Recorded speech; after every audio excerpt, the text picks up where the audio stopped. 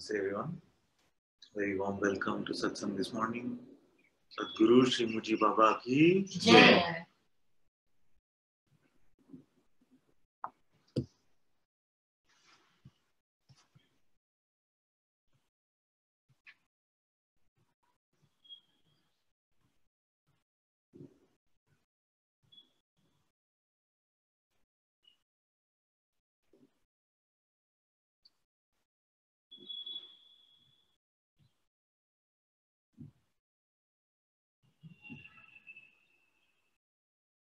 Suppose we had a very important visitor coming today. If I said this evening, a very important visitor is coming. So can we clean up the place a bit? And we clean up the place, scrub, everything nice and fresh. And we find when we come in the evening, that actually the visitor has always been here.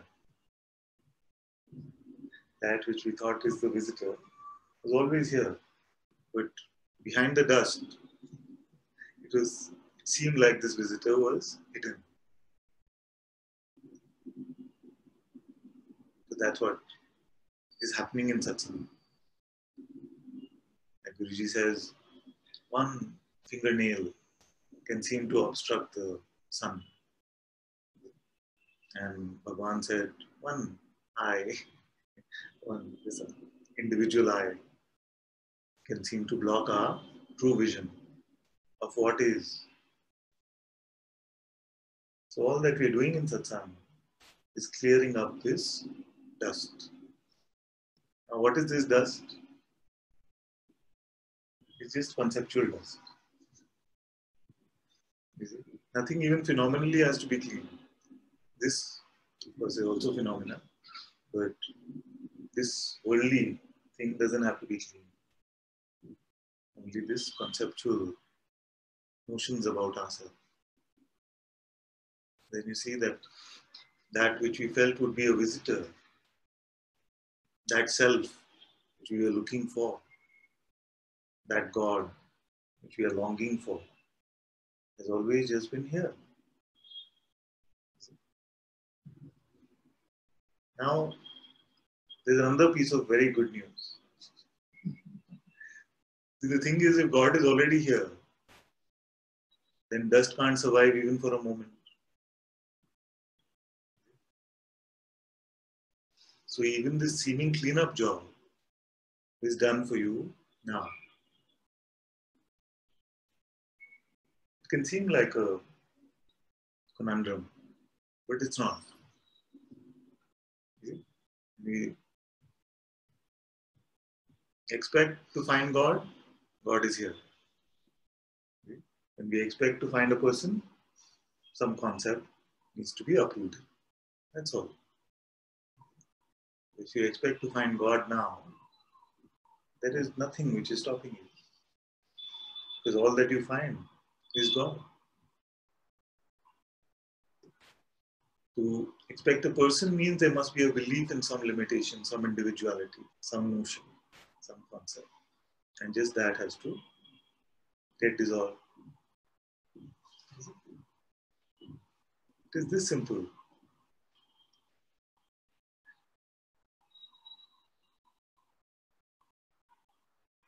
If you presume that there is an individual entity here who has to do X, Y, and Z to come to God, then it can seem to play that way.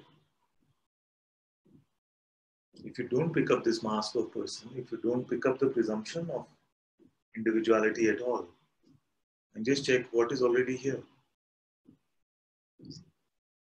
So not only is the visitor already here,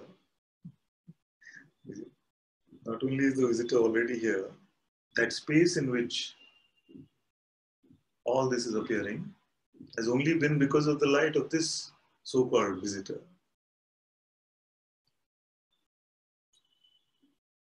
Then you see actually this one is the landlord.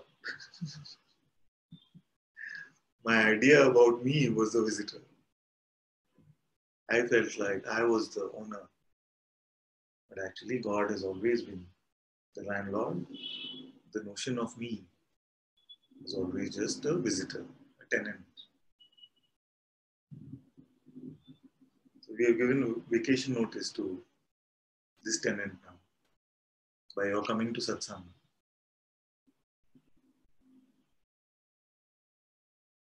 And the notice gets over now.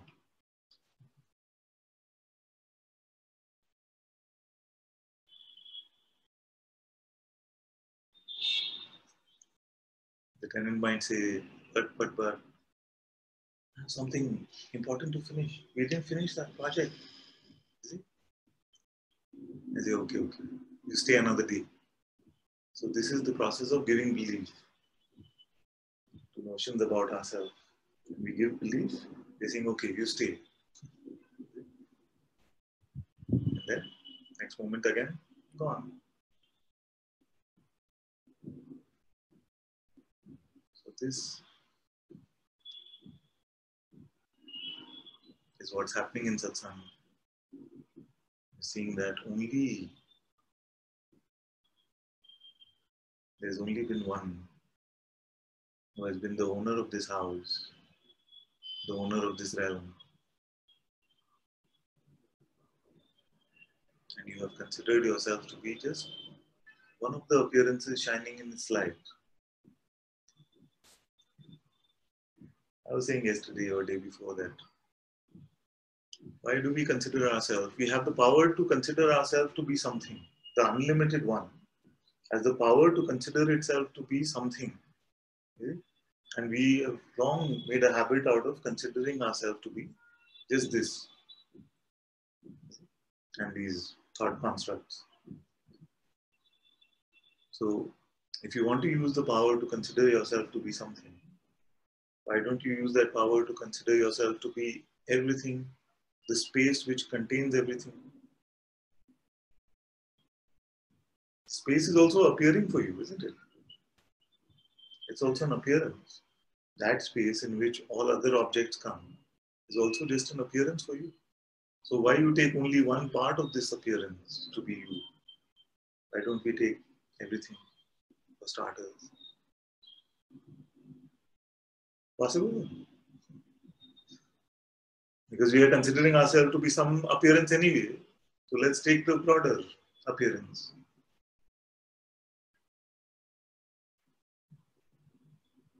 But then the question can be asked, so why you leave the one that perceives the space out?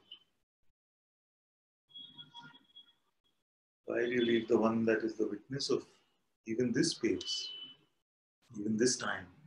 Why do you leave that one out? There is no reason to, because it is not alien to us, this witness. It is most intimate. So let's include that also. And now, don't make any distinction. All has been included and no distinctions are needed.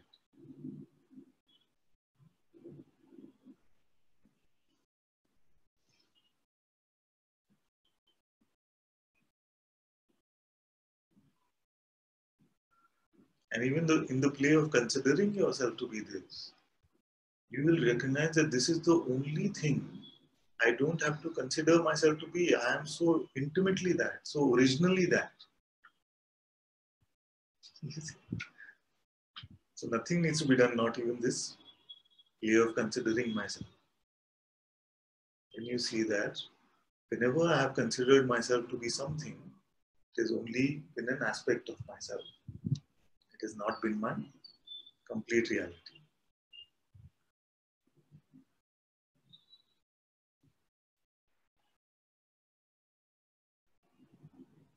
Now what happens if you make a distinction? So this D of distinction will lead to the D of duality. Distinction implies that there is one that is separate from another. And very quickly implies that there is a me and there is a world There's a me and other. Just on one distinction, me and other. That is all of duality. The entire play of duality is resting on this mental distinction, believed in. Then if there's duality, then you start to consider yourself a tiny object. And if you consider yourself a tiny object, then you feel like, oh, I could get bigger if I had another object. I could get bigger if I had another object. I like that particular object that I see. It could be a material thing, it could be another person. So you want to have a relationship, you want to have material success. Just because inwardly something feels like this is too small. Yes, you consider ourselves to be something so tiny, and something is fighting with that.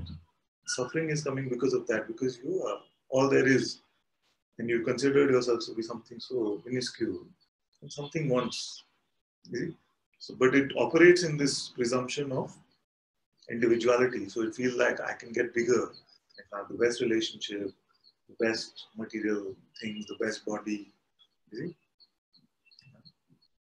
And we tried that. It feels all right for some time.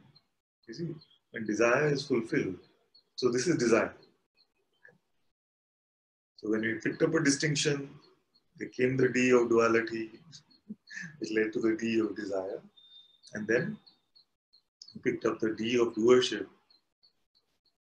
Say, if this is what I desire, if I found the perfect partner, what should I do now so that he will be mine or she will be mine? I want to expand our scope. So when we use the term mind, we are expanding the scope of the me, trying to make the me bigger. I say mine. So what should I do to make or fulfill all these desires? And the desire could even be freedom. So what should I do? Which satsang should I go to? Who should I listen to? So, just all because we made one distinction, me and other, me and the world. If you drop this distinction, all this 3D ego, gone.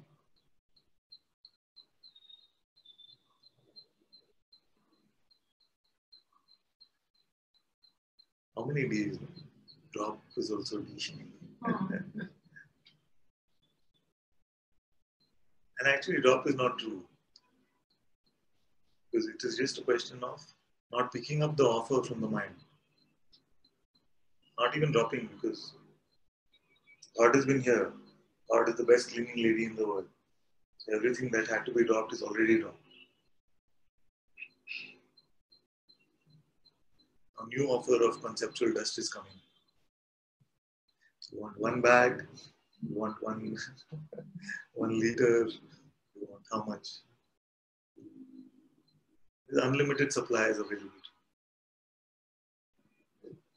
All of you know the ATM example. Some don't, I'll share in a bit. Unlimited amount of misery is available to you through the mind.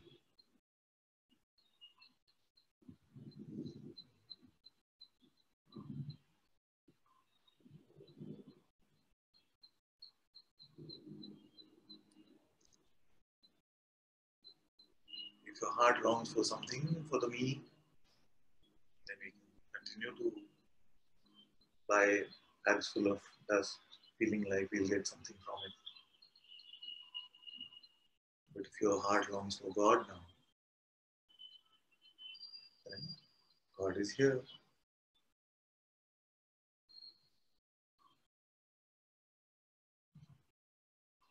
At least here, I don't want a God which comes and goes. I don't know about you guys. You want a God that comes and goes? So if there is a real God, then must be here now. Either everything we are saying is rubbish. All of this is just mumbo jumbo, brainwash. Either it is that, or in our living experience right now, we can get a taste of God.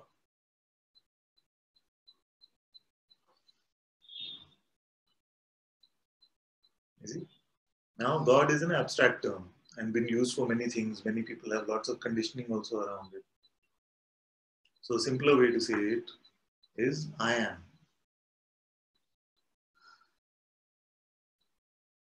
Just 3 letters only, same. I am. But I am not something. That something is always conceptual. I am without labels, without distinctions, without boundaries, without limitations. All these limitations belong to something which I have never been, but I am.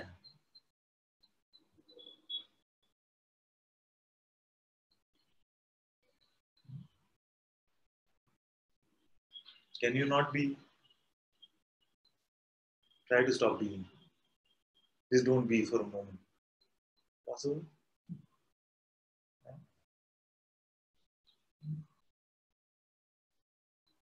It's not coming and going.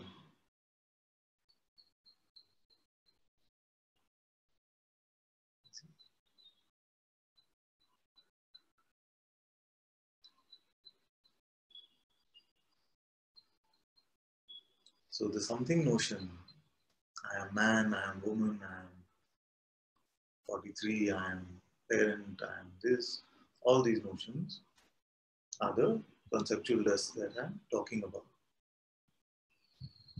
All this is just a part of the phenomenal appearance, aspects of this appearance. But I am not that. I am that whole from which all of this appears.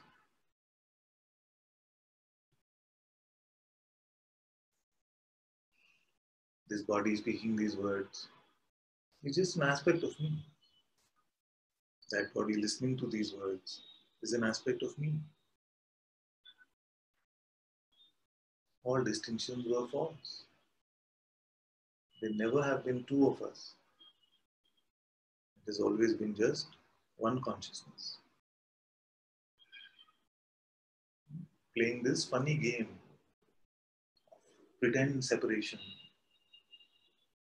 and pretend dissolution of separation, pretend liberation.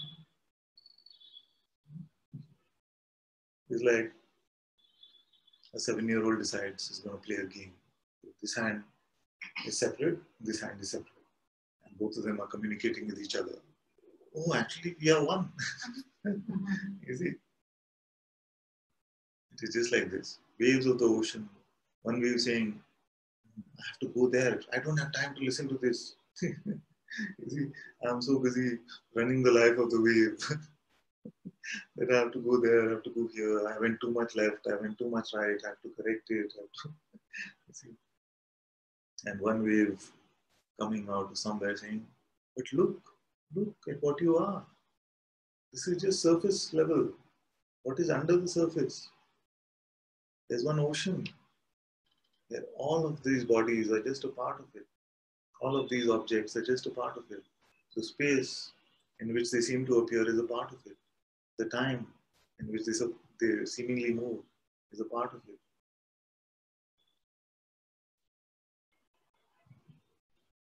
So that wave, the physical appearance of that wave, the outer aspect of the Sadguru, because that is the one that is reminding you of your own reality as the ocean itself and not the wave.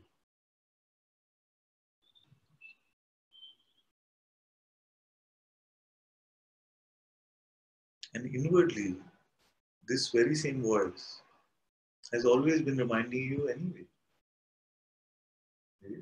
But it has been mistaken for just another thought.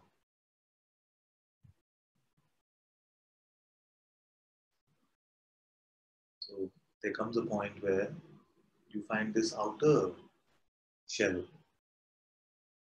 which is just an instrument of your own intuitive presence. You find this one is pointing you to your own intuitive presence reminding you that there is only one. There never has been any true separation or distinction.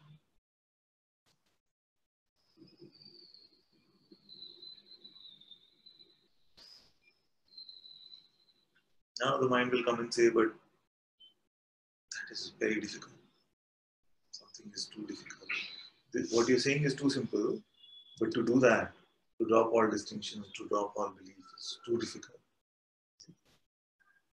But you can clearly see that it is the making of distinctions which takes up energy.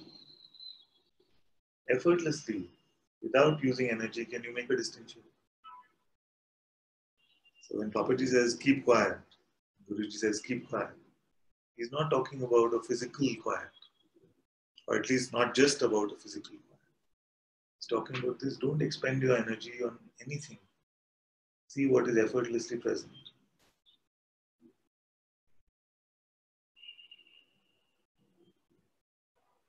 Are you existing as a result of some effort that you're doing?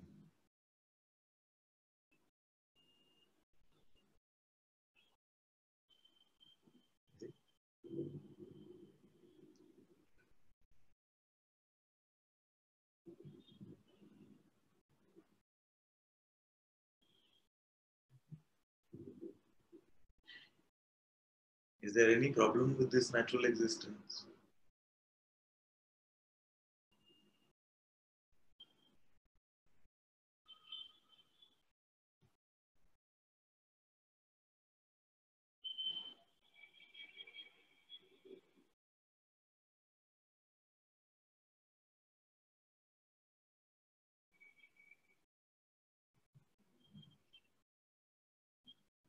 Why we want to exchange this God with no problems?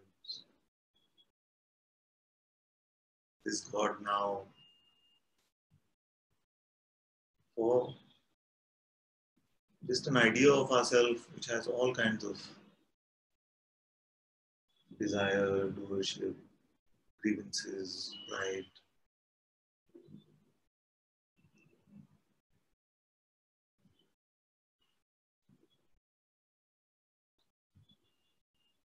It is not a sensible deal to me. To exchange God now for me now is not a sensible deal.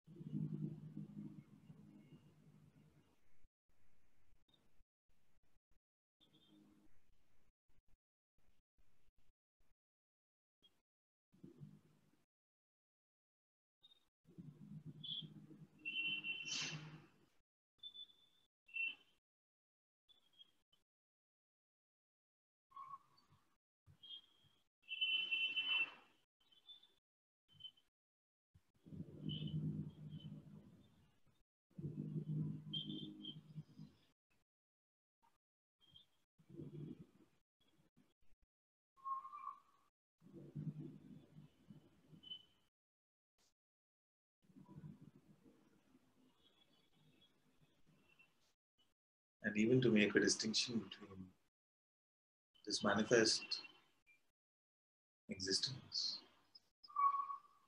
and that which is the eternal witness of even the coming and going of being itself. Even this distinction is not ultimately true. That's why the sage said, whether manifest or unmanifest, it is one going.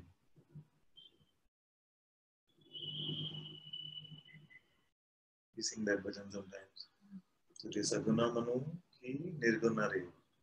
Means whether with attributes or without attributes, it is one absolute. Whether we use the term God, self, Sadguru, Father, it's all actually that.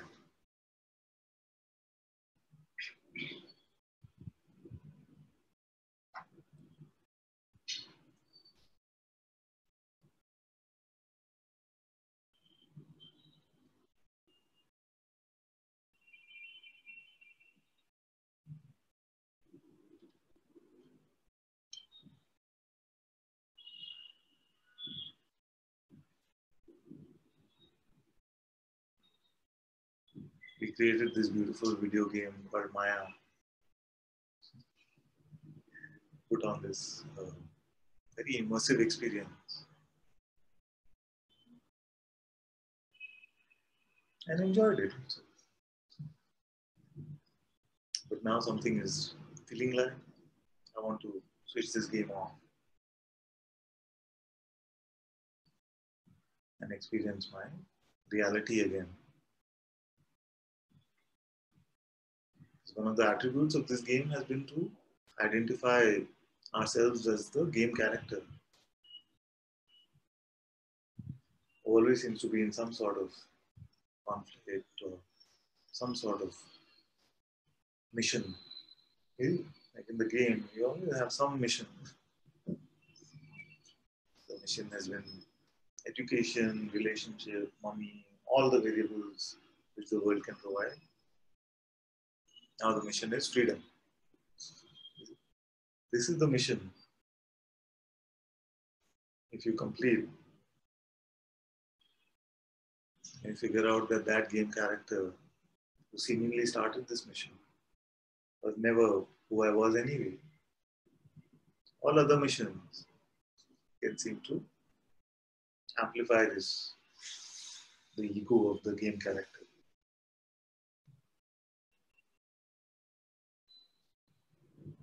And the completion of this mission is the simplest. Because it is already here and complete.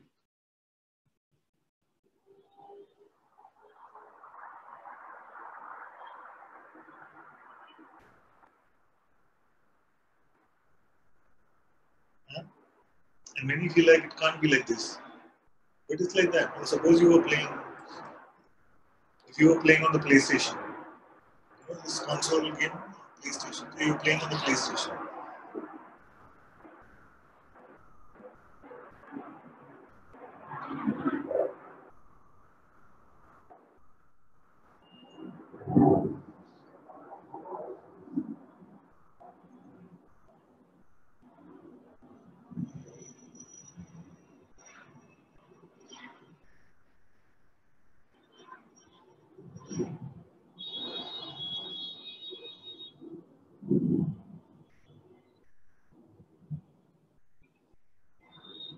PlayStation has this game character, it had the narrator, which is saying your next mission is, this is what you have to do, it's saying all of that.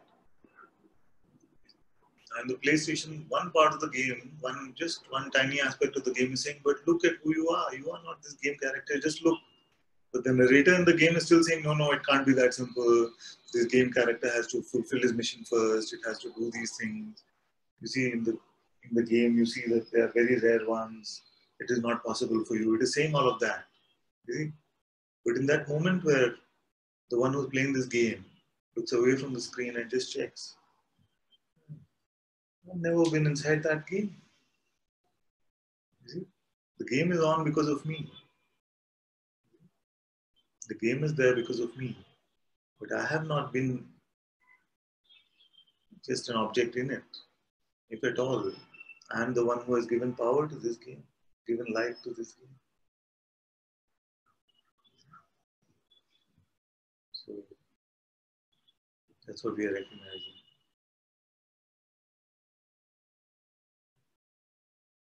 You have a question?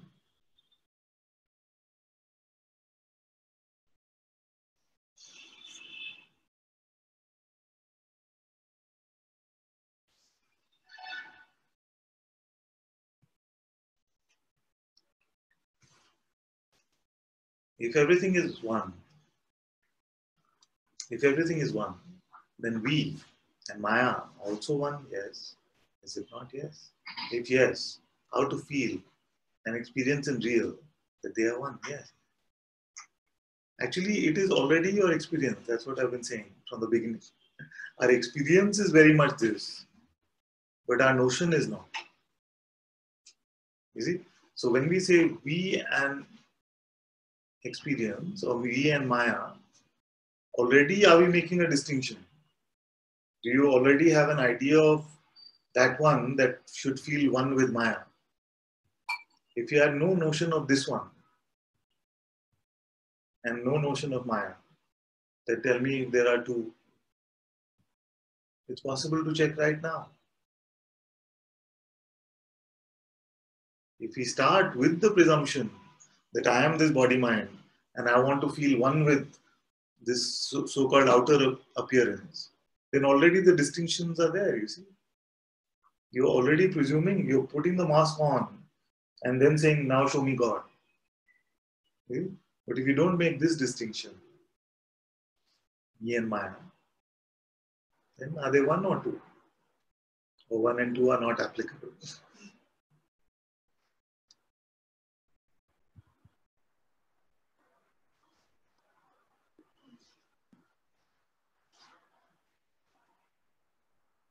You see? And this sense of me then also comes into our spirituality. And then we are trying to figure out, oh, am I the doer or not? Am I this or am I that? But again, with the mask on of the me. I'm saying naturally in this moment, there is no reason to put the mask on. Mask is gone, no reason to put it on. Now,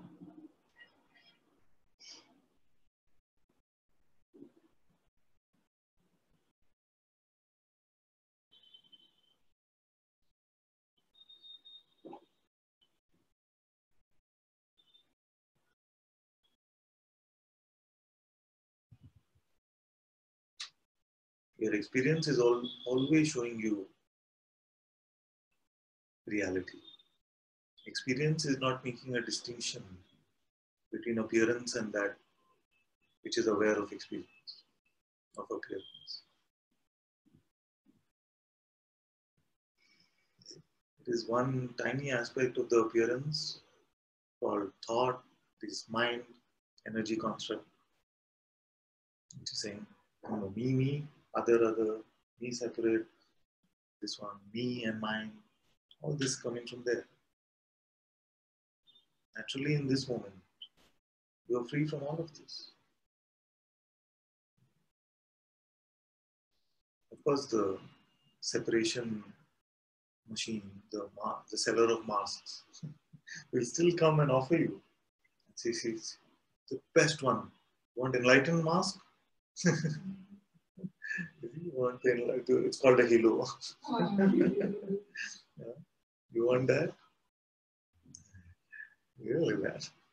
Finally, after my 20 years of sadhana and self-inquiry, he's offered me the halo.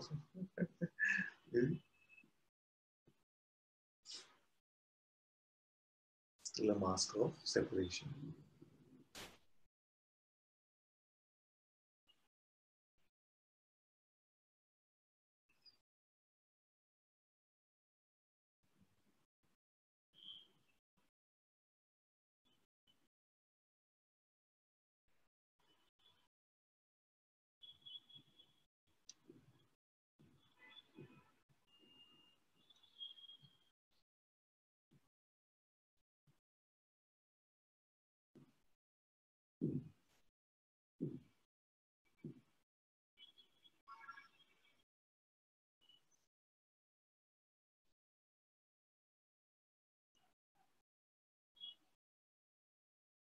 You see, sages, traditionally sages were very blunt.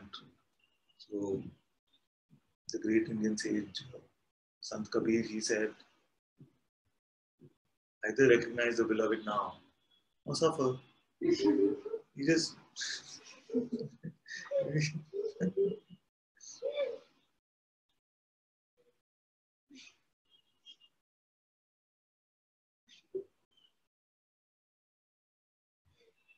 that's what somewhat similar I'm recognizing.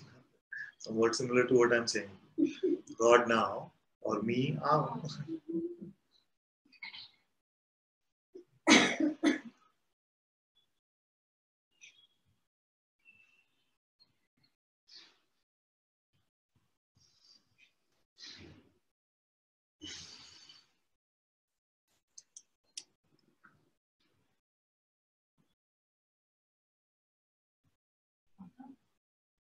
Do you think we could maybe Could you just put some clarity on like, what would be an experience? You know, like when I say I experience something, so I think that 2 days of life. I just wanted to, because sometimes it feels like the mind is a different entity. You know, like when you say someone said you something. So it, you know, from the mental me perspective, it feels like this other one who's coming to. That's why I clarified that in the game itself, there's a game, in the design of the game, there is the voice of this game narrator who's saying your mission is you have to do this next. You see, this is also part of the play of consciousness. But it is that part of the play of consciousness which consciousness has used to play as if it is a limited entity. See, it is not another. It is still part of one. See? So, like I was saying to you yesterday, see, the 2-year-old is also part of humanity. But it will come and tell you, auntie, you have some pink horns on your head. You just believe because it's a part of humanity. No, is it? So you're not to hate the mind, you're not to create some aversion to it, but we are just to notice that what it is saying about us is not our reality.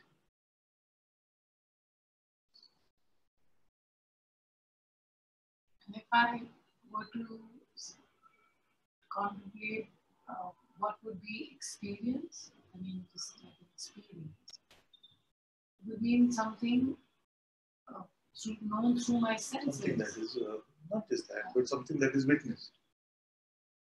And witnessed. You can have experiences through inner perception. Yeah. Also. And ultimately, we can call this even the non-phenomenal recognition of the attributeless self. See, we call that also an experience ultimately. So you are just witnessing your true self. So the term experience is used much more broadly than just sensory perception. Yeah. It includes this sort of inner perception. Ultimately, we can even call that I had the experience of myself, which is completely non-phenomenal. In terminology, the term experience is used more broadly than you would just use it for sensory perception. So like you said, the witnessing is of anything, and then also it's coming and it's going. Is what I would say would be what you would call an experience. So like so the whole state, like this whole waking state, is an experience. Yes. Right? Yes. The dream state is an experience. So the whole thing. Yes. And if there was so whenever we mentally use the word experience, there's always a sense of an experiencer behind it. Right? I mean, it seems to be like one package. And only in the dream, I mean, in the deep sleep, there is no experiencer and no experience either. Yes. So both have come and gone. But it's never been that there is an experience, but there's no experiencer, in a sense. I mean, just trying to really look at it. The yeah. In all the Ers, the doer, the experiencer, all the Ers have been misdirected to a limited entity. Okay. See, all these Ers have been misdirected to a limited entity. And now that you're finding that all the Ers actually belong to the one being, which is consciousness itself.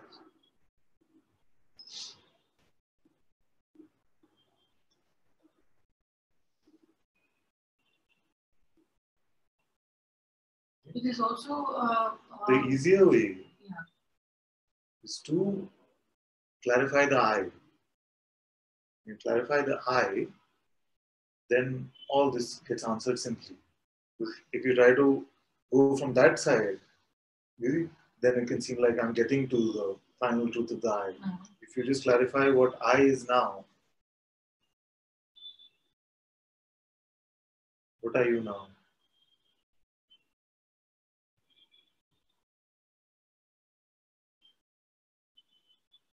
So when you say should I contemplate it in this way or should I contemplate it in that way? What is I representing now? It becomes another like an experience of doer I. Exactly. And then when you like made us feel that motionlessness, Yes. then there is no I who's experiencing anything actually. Or there is only one I who's the light of all of this and the experience. So both, that's why Bhagavan said both the projector and the screen. Yeah, but the screen is not affected by the content of the movie, and yet it is the substratum of the movie itself. That is your very being. That is that experience of when we make us say, exactly. Don't judge, don't exactly. that motionlessness. No distinction, no notion. I mean, there is a sense of being, but it's not doing. Exactly. It's not like a doing. You don't lose your own sense of existence, but that doer or experience, that one has gone up. Yes. No, it's just...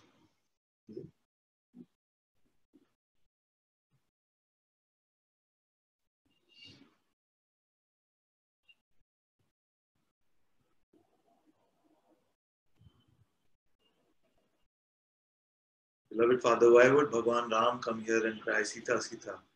How to play as Ram as Lord and also as husband, son and brother.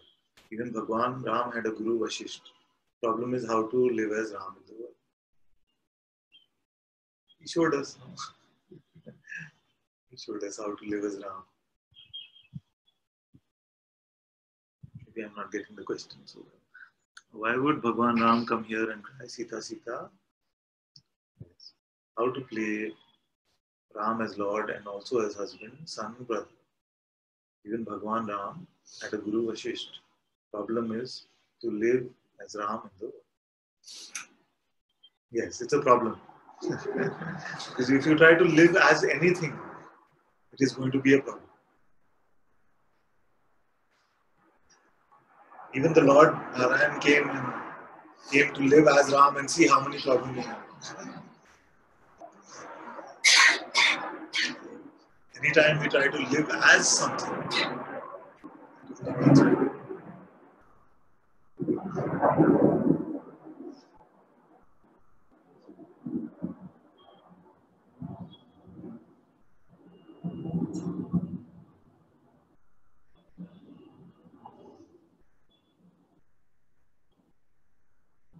I was saying that anytime we try to live as something, it's a problem.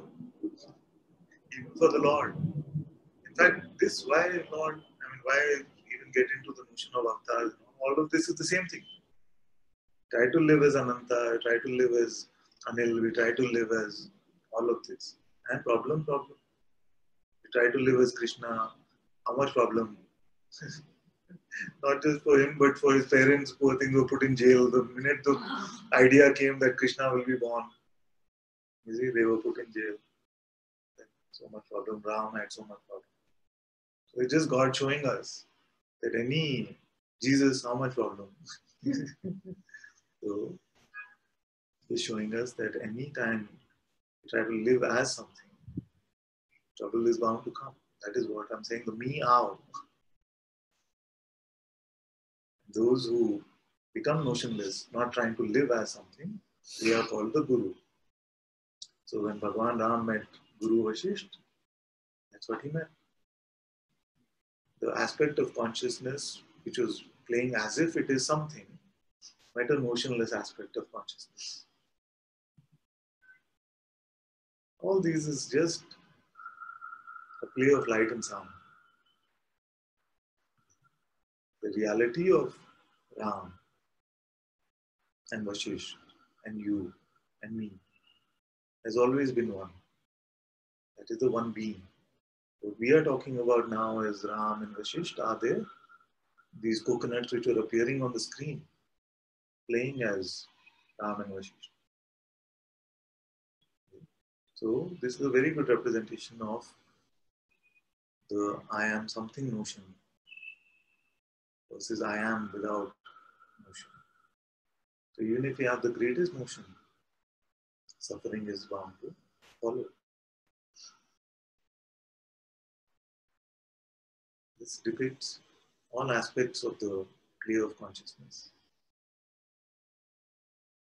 When Ram says Sita is mine, then when Sita is snatched away from him, then even for the Lord himself, it seems that so much grief, so much suffering comes. Nobody has come into this play, this video game, and not experienced at least some conditions about themselves.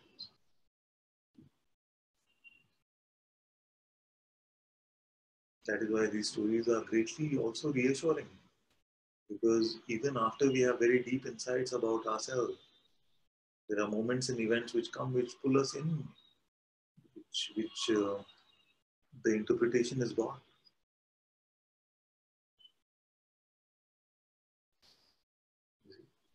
And if we didn't have these beautiful examples of Ram and Jesus, then we would wonder. But now we know that because they were playing also in this realm, and these things happened in their case, Sita was taken away, Jesus was crucified on the cross, and for a moment said, "Oh Father, have you forsaken me?" Just for a moment. Where it was completely clear to him that my Father and I are one. That is the design of this world. And it is bound to be like this because it is designed by God.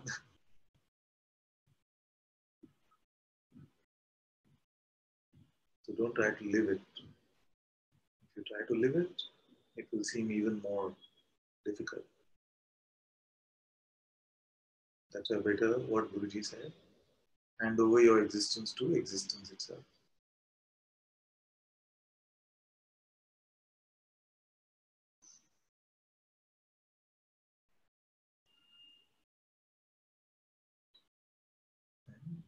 Kabir says, take me in your refuge forever and never let it go until only you remain. Thank you.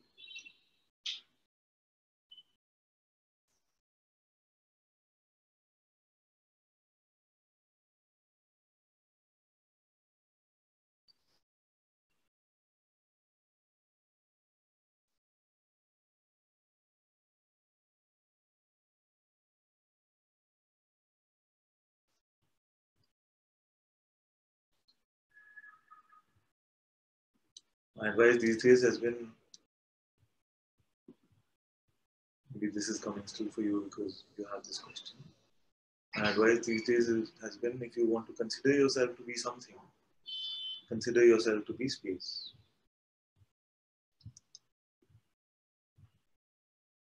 That space which allows everything to come and go.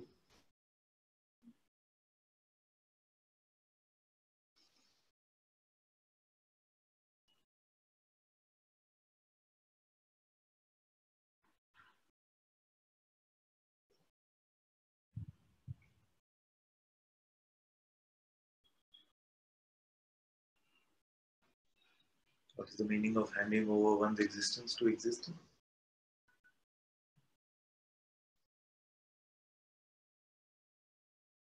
Don't consider yourself to be the doer or experiencer of anything. Let all doing and experiencing belong to the Sadguru. These are the two things I told you, isn't it? Let all doing and experiencing belong to the Sadguru, which means that you are at my Father's feet. And second, don't speak about what you're experiencing, about your reality, unless you are invited.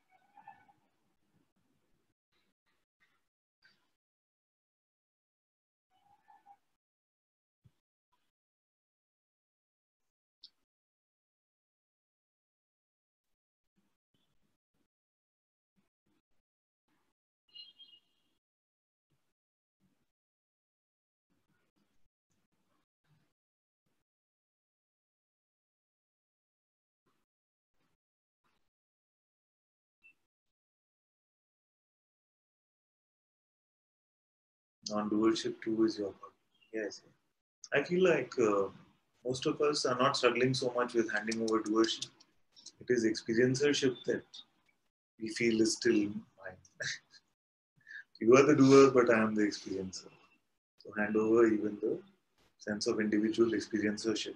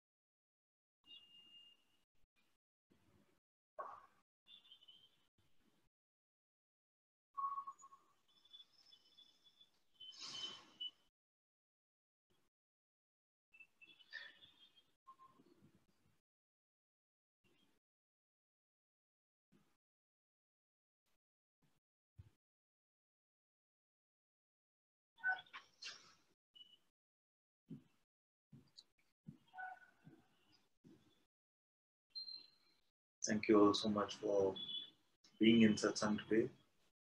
Sadhguru Shri Muji Baba ki Jai. Sadhguru Shri Ananta Ji ki Jai.